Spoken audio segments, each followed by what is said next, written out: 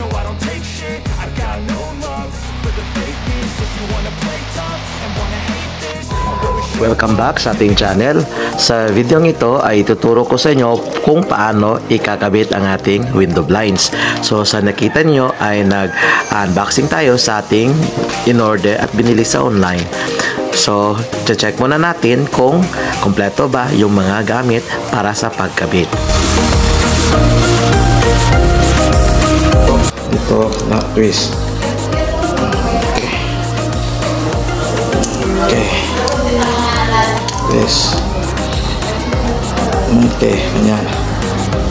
Bali, dito. Itong forma, pasok dito. Right, tulak. Tulak. Oh, ganyan. Bali, ganyan ang forma. Okay.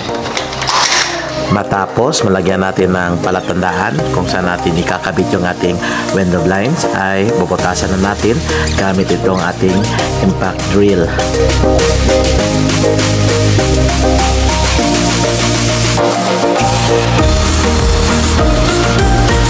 Matapos butasan yung ating paglalagyan ng ating window blinds, ay papasok na natin yung ating Torx at ikakabit itong ating clip.